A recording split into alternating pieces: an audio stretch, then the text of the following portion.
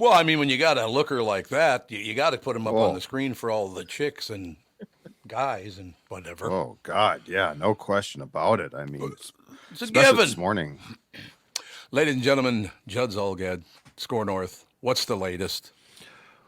Well, the latest is that the Timberwolves went to Detroit. I think they were favored by 20. They won by about, what, 10 points or so. But the Timberwolves are our greatest hope, Tom Bernard. I've decided that. There's no question about it. Among the four men's major sports teams that we follow here, the Minnesota Timberwolves, believe it or not, are your greatest hope for a championship, which Well, that is yeah, a true. bizarro world.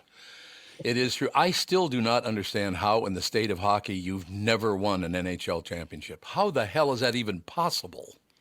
Well, remember when the North Stars were here from 67 to 93, remember Hmm. we hadn't coined that cute little term yet. That was a Wild creation. The state of hockey. Really? That was created by the Wild in 2000 as a genius Hmm. marketing ploy. Partially because Hockey Town Warroad's been referred to as Hockey Town USA for years and years, but Detroit actually, I think, took it for the Red Wings as far as Hockey Town goes. So we have only really been the state of hockey since 2000. Nonetheless, you're exactly right. It is unbelievable that they have not won It is. one Stanley Cup. I got lucky because back in the day when the morning show blew up and all that stuff, I get a call one day from Lou Nanny's secretary. He's president and general manager of the Minnesota North Stars at the time. He invited me to dinner up in the owner's suite. Catherine and I went. And Louis and I have been very, very good friends ever since. His whole family, Tino and Michelle Lettieri, I mean, all of his children. I didn't even know anything about hockey. I didn't even know hockey existed until I got that call from the North Stars. Really? North I'm so Minneapolis, not a lot of hockey going on up in I North guess Minneapolis. I'll not, be but I honest. mean, it's not like you were in rural, a rural part of the state. I would have thought that, I would have thought that being a kid growing up here, that you would have at least been exposed to it. But yeah, Louis is. I mean, he's a great guy. And is there a better salesman for the game? Oh no, he's phenomenal. There's no Oh, doubt he's about great that. at it. And he did his last year for the tournament this year. Is that correct? He's going to do his last year. Yep. Yeah, So in that's what I March, understand. this will be it. Now, in fairness, I remember doing a story when I did the TV sports column for the Star Tribune. I remember doing a story.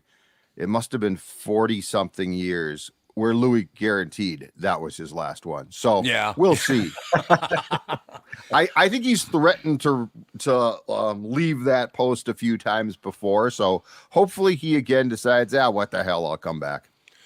Yeah, he still does a lot of traveling, man. He's all over the United States. It's unbelievable.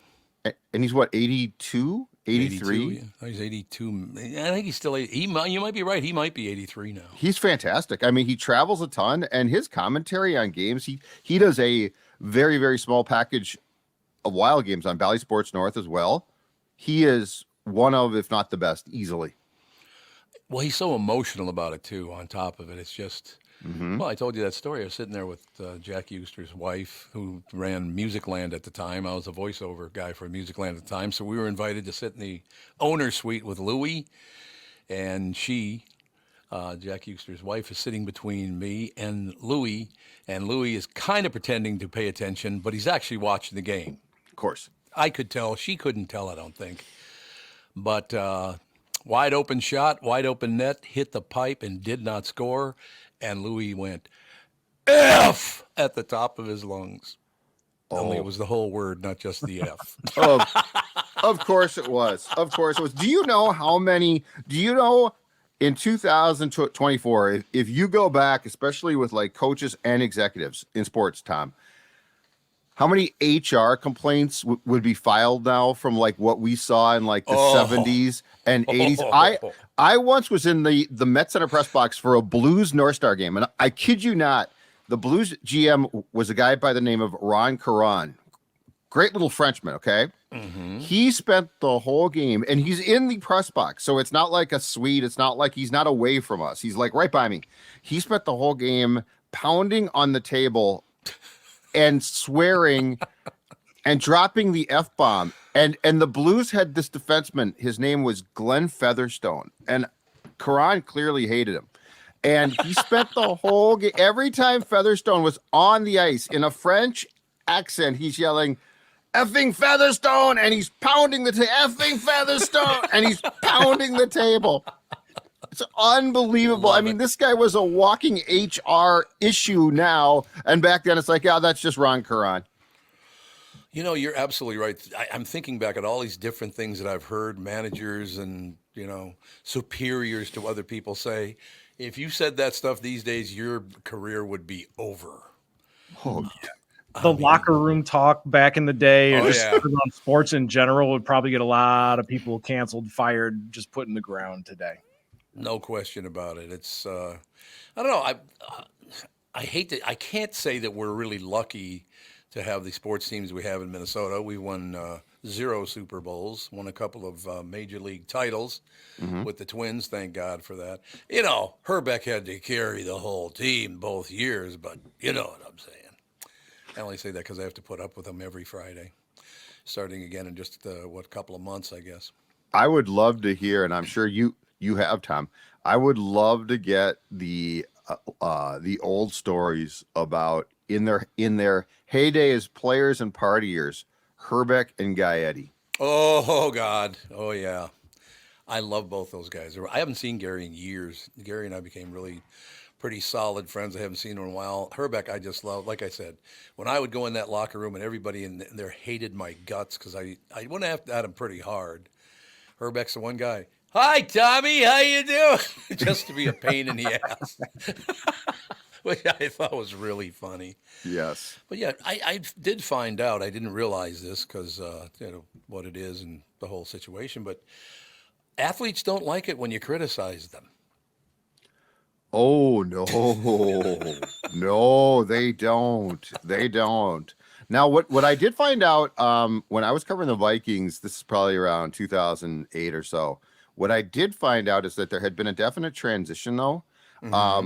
Athletes now, unless they're like from here, okay, but athletes now, if they are just a guy that, you know, signs as a free agent, gets drafted from elsewhere, the only thing they really consume now, national shows, ESPN in particular, they don't care about the Star Tribune. They don't care. They don't even know who, you know, covers them from the Star Tribune, the Pioneer Press, like our podcasts and stuff.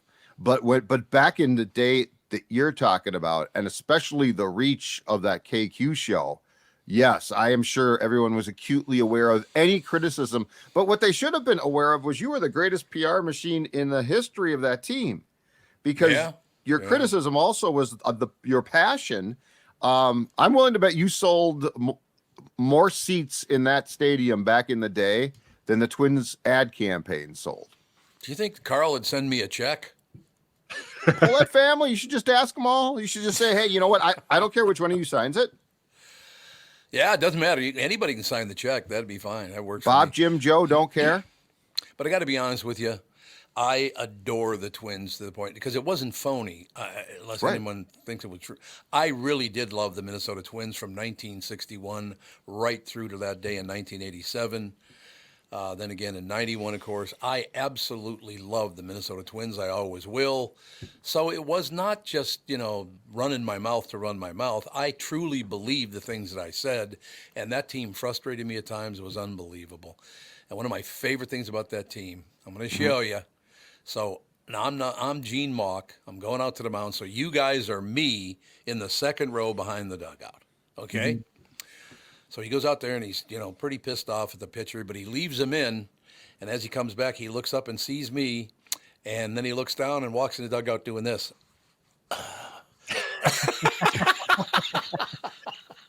Gene Mauch used to give me the finger like every game. Did he really? Yes. It was I thought it was. Never met him in person. I heard he's a great guy, though.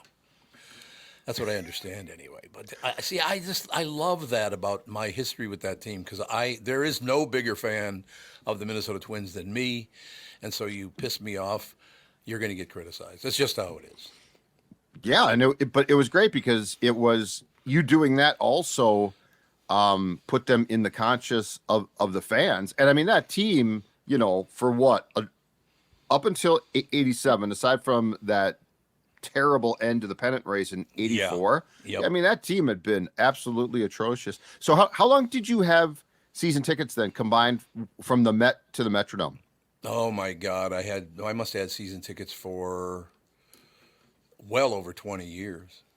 I mean, well over 20 years. It was unbelievable. But now, aren't season tickets like $100,000 a piece or something? Yeah, and you have to sacrifice one of your children to To get them. Yeah, to get them.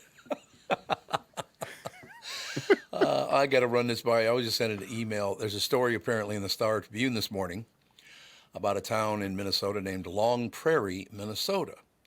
And they're going on and on. They're having all kinds of problems, and there's a beef plant there, and the downtown area, they shut down the movie theaters. A lot of businesses closed, so there's a battle between the newcomers to the town. But they describe in the article, according to this guy, that people from Long Prairie tend to be judgmental, ornery people, right? Mm-hmm. Guess who was born in Long Prairie, Minnesota? That'd be me. Yeah, I was gonna say.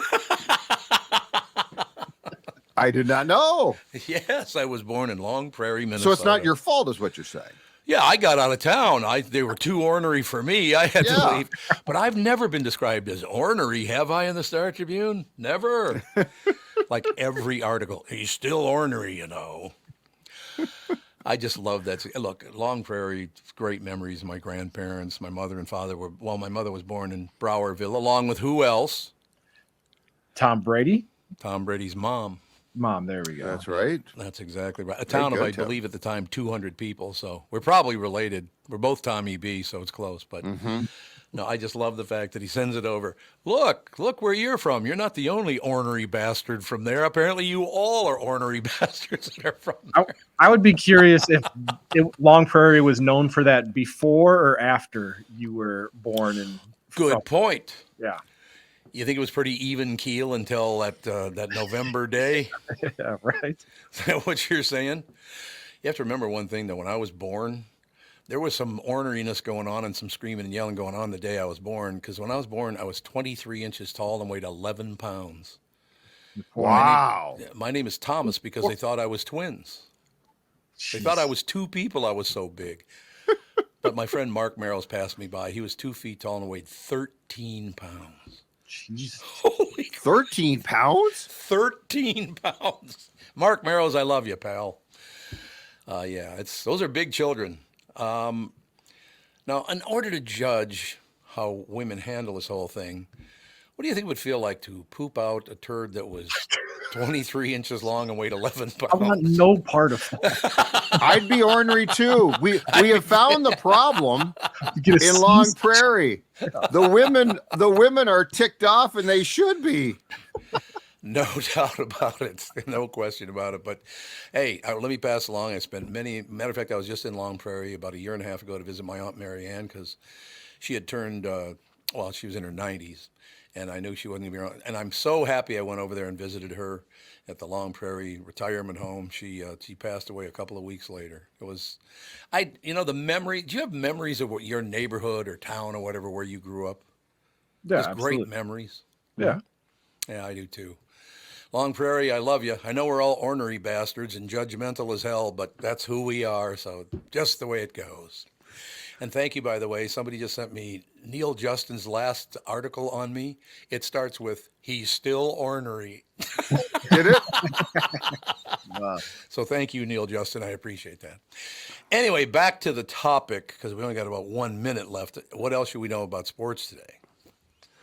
The Wild plays tonight, and they're starting a 3-game trip, which is a tough one because they're playing Tampa Bay, which is a good team, Florida, and then Carolina. So it's going to be – they finally won a game. They beat the Islanders 5-0 on Monday, but I still think their playoff chances are remote. The Wolves, everyone complained, right? The Wolves aren't on national TV enough. They're not on national TV. Well, they are tonight. The game is at Target Center against Memphis, and guess what? Because it's on national TV and it's the second game of a TNT doubleheader. It starts at 9 o'clock. So everybody, shut up about the Wolves not being on national TV. We want them to start at 7. We don't care if they're on national TV. This is what happens in the playoffs, and for really good teams. You, especially in the Midwest, you get treated like the West Coast.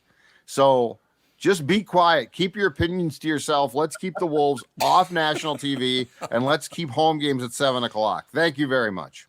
I love your call. It's a great call. You know what I mean? Yeah. Yeah. Okay, try not to be so ornery in your answer, would you please? Where are you from? Like Browerville, right next to Long Prairie? Is that Hey, listen. I was born in Hollywood, California, sir. You were? It all makes sense now. Yep, my parents lived in California for years, and then shortly after I was born, they moved to Baltimore. Yes, I was born in Hollywood. One of my favorite, Michael Jordan. Was it Michael T. Jordan? Michael J. What? The Michael actor. B. Jordan. Michael B. Jordan. Yeah. Michael B. Oh, okay. Michael B. Jordan's in studio one time. I'm talking. Great guy, just a really nice guy. I said, man, tell me a little bit. I've never been to Baltimore. He goes, you don't want to go to Baltimore. I said, why not? He goes, man, it's really rough there. I said, well, yeah, but where? And he goes, you ever heard of the East Side, North Side, West Side, and South Side? All 4 places. They're horrible. So I didn't go to Baltimore. I've never been in Baltimore. Really? Never have. I've never been in Baltimore. It's one of the few cities in America that I've never been in. Oh, I like it. It's got some bad parts, but I like it. It's got character. It's got a lot of character. Camden Yards, phenomenal, I heard. Yes. Love Camden Yards. The harbor there is fantastic. There are some bad parts. In fact, I was once with a friend walking from Camden Yards to Fells Point.